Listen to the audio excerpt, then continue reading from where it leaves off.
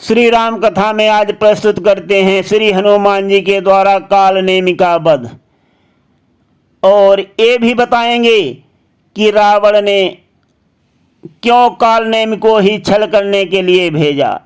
जैसे उसने सीता माता के हरण में मारीच को मृग बनवाया था, उसी तरह रावण जो है काल नेमी के पास गया है और हनुमान जी के साथ छल करने के लिए उसे प्रेरित कर रहा है। जैसा उत्तर मारीच ने रावण को दिया था, उसी प्रकार से काल नेमी भी रावण को उत्तर दे रहा है, परंतु रावण के भय से काल नेमी जाएगा और हनुमान जी इसका कैसे वध करेंगे, जानिए कथा में सारा हाल। अब कथा विस्तार पूर्वक प्रस्तुत है। जब लक्ष्मण जी की शक्ति लग गई, हनुमान जी लंका से सुषेण वैद को घर समेत उठा करके ले आए। सुषेण वैद जी ने बताया कि द्रोणागिरि पर संजीवनी बूटी मिलेगी, अगर वो बूटी रात रात में आ जाए तो लक्ष्मण जी के प्राण बच जाएंगे। हनुमान जी द्रोणागिरि पर संजीवनी बूटी लेने जाने के लिए तैयार हो गए। रावण के गुप्त दूत ये सूचना लेकर के रावण के दरबार में पहुंचे और उन्होंने द्वारपालों से कहा, मुझे महाराजाधिराज से मिलना है। रावण को पता चला तो उसने गुप्त दूतों को अंदर बुलाया। दूत अंदर गए और सिर नवा करके बोले कि महाराज, लक्ष्मण का उपचार चल रहा है रामादल में। सुषेण वैद ने संजीवनी बूटी बताया है लाने के लिए, जो द्रोणागिरि पर मिलेगी, और उसको लेने के लिए हनुमान जी जा रहे हैं। रावण हा हा हा हा हंसा और बोला, उपचार चल रहा है। दूत बोले, जी अन्नदाता महाराज। दूतों से समाचार सुनकर रावण जो है अंदर अंदर बहुत चिंतित हो गया। वो मन में सोच रहा है, हनुमान जी का मार्ग कोई रोक नहीं सकता है। मेघनाथ क्या सारी लंका की सेना नहीं हनुमान जी का मार्ग रोक सकती है। वो भली भांति जानता है हनुमान जी का बल। जब उन्होंने लंका जलाई थी तब रावण ने देख लिया था कि आज ही पूरा युद्ध हनुमान जी समाप्त कर देंगे अगर उनको कोई रोकने के लिए गया। फिर सोचने लगा कि मैंने सीता हरण के समय मारीच को सोने का मृग बनाया था।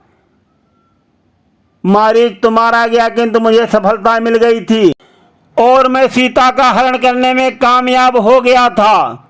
उसी प्रकार से मैं काल नेमी को भेजूंगा।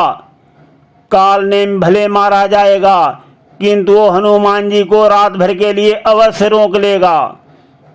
अपने सैनिकों से बोला, जाओ और अभी काल नेमी को बुला करके ले आओ।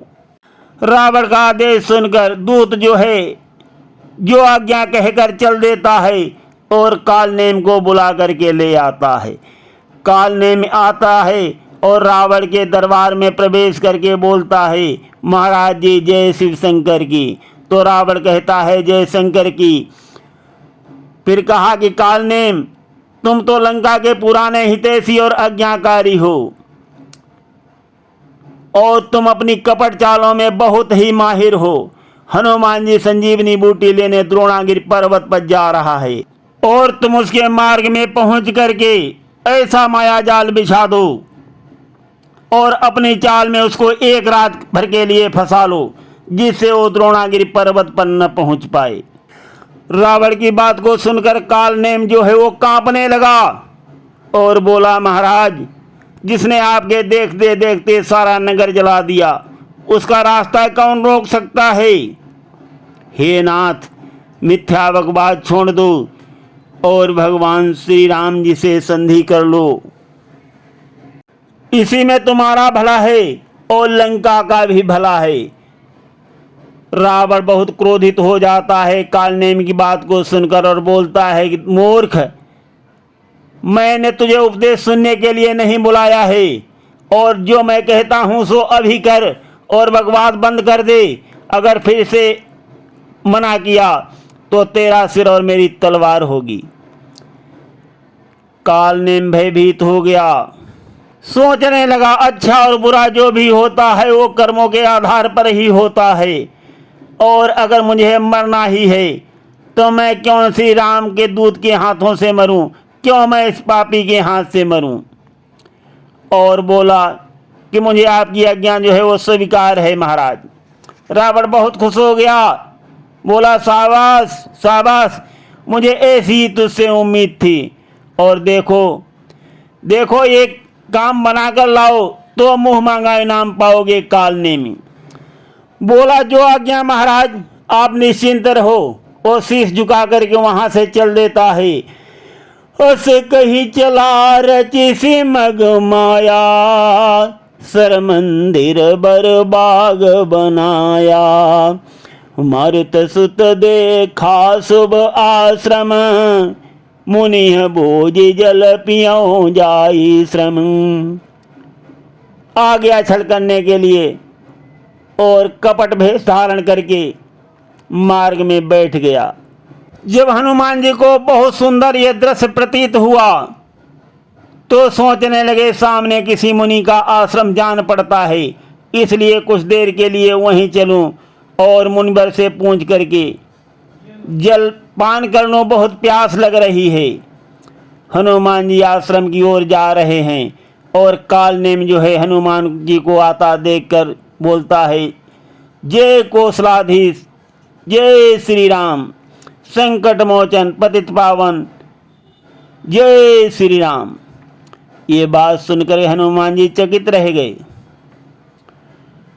और जाते जाते उन्होंने उसको सिर झुकाया, प्रणाम बोला। कपट मुनि काल नेम ने उनको लंबी उम्र का आशीर्वाद दिया। बोला जीते रहो, कल्याण हो। हनुमान जी बोले, हे मुनिराज, आजकल रावण और श्री राम जी के बीच महायुद्ध चल रहा है, इसका क्या परिणाम निकलेगा।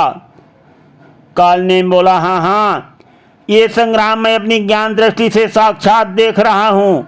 इस युद्ध में राम जी ही जीतेंगे, इसमें कोई संदेह नहीं है। हनुमान जी ने उसके चरण पकड़ लिए और बोले, धन्य हो मुनिराज।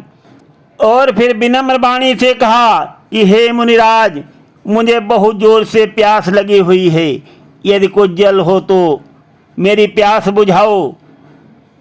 काल नेम ने कमंडल देकर कहा, लो ये कमंडल लो, इसमें कुछ जल है और इसे पीकर अपनी प्यास बुझा लो। हनुमान जी बोले, महाराज इसमें तो बहुत थोड़ा सा जल है, इसमें मेरी प्यास नहीं बुझ सकती। काल नेम बोला, अच्छा अच्छा, तो सामने तालाब है, वहाँ चले जाओ और अच्छी तरह अपनी प्यास बुझा लो, परंतु लौटकर फिर आना और मैं फिर तुम्हें दीक्षा दूंगा, जिससे तुम्हें ज्ञान प्राप्त हो जाएगा। हनुमान जी ने सिर झुकाकर कहा, बहुत अच्छा मुनिवर। हनुमान जी तालाब की ओर जाते हैं। अब यहाँ पर हम ये बता दें, जो भगवान के भक्त के साथ कपट करता है उसका कपट कभी सफल नहीं होता। हनुमान जी तालाब में गए पानी पीने के लिए। सर पैठत कपिपद गहा, मकरी तब अकुलान, मारे सो धरि दिव्य तन, चली गगन चढ़ियान, लखन सिय रामचंद्र शंकर हरिओम। हनुमान जी का तालाब में घुसकर जल पीना और डंकिनी का पांव पकड़ना। हनुमान जी को बहुत अचंभा हुआ, अरे क्या हो रहा है, कैसी है प्रभु की लीला, कौन मेरे पैरों में लिपट गया है। और वो कहने लगी, धन्य हो श्री राम भक्त हनुमान जी। हनुमान जी को और अचरज हो रहा है, बोले तुम कौन हो। तब उसने कहा हाथ जोड़ करके, हे नाथ, मैं स्वर्ग की अप्सरा हूँ, दुर्वासा मुनि के साथ से मैं डंकिनी के रूप में इस तालाब में पड़ी हुई थी, आज आपके चरण छूकर कल्याण हो गया है। हे महाराज, ये मुनि नहीं है, रावण का भेजा हुआ राक्षस है, जो आपके मार्ग में बाधा डालने के लिए कपट का भेष बनाकर बैठा हुआ है। आप उससे सावधान हो जाइए, मैं अपने लोक को जा रही हूँ। उसकी बात को सुनकर हनुमान जी चौंक गए। अस कही गई अपसरा वहीं, निश्चर निकट गयो कपित वहीं, कहा कपि मुनि गुरु दक्षिणा लेहु, पाछे हम ही मंत्र तुम देहु। हनुमान जी पहुंच गए वो कपट मुनि के पास और कहा कि पहले तुम दक्षिणा ले लो और उसके बाद हमको गुरु मंत्र देना। हनुमान जी ने एक मुक्का तान के उसको मारा। वो पीड़ा से कराहते हुए हाय हाय चिल्लाने लगा और बोला, दुष्ट का साथ देने का यही फल है। राम राम कही छाण सी प्राणा, सुनि मन हरसि चलो हनुमाना। काल ने भी श्री राम नाम कहते हुए अपने प्राण तजता है और हनुमान जी हर्षित होकर के आगे बढ़ते हैं। हनुमान जी आगे जब द्रोणाचल पर्वत पर पहुंच जाते हैं, वहां भी रावण ने चाल खेली थी। हनुमान जी बूटी की तलाश कर रहे हैं। देखा सेलन औषधि चिन्हा, सहसा कपि उपारे गिरि लीन्हा। गहि गिरि निशि नभ धावत भयो, अवधपुरी ऊपर कपि गयो। हनुमान जी की महिमा में कुछ नूतन अध्याय से अंश प्रस्तुत हैं। जो महाकाल को पकड़ लिया, सूरज का मुख में गहन किया। जो मार मार कर असुरों को, सारी लंका का दहन किया। जा रहा वही बलबीर आज, सुधि लंकेश्वर ने पाई है। श्री राम नाम के 2 अक्षर में सब सुख शांति समाई है। था लंकापति निश्चिंत नहीं, जो पल पल खबर लगाता था। सक्रिय थे उसके गुप्त दूत, हर समाचार मिल जाता था। जब ज्ञात हुआ लंकापति को, प्रस्थान प्रबल बजरंगी का। तो मार्ग में भटकाने को, सोचा उपाय छल करने का। इस प्रकार उस रावण ने साजिश वहां रचाई है। श्री राम नाम के 2 अक्षर में सब सुख शांति समाई है।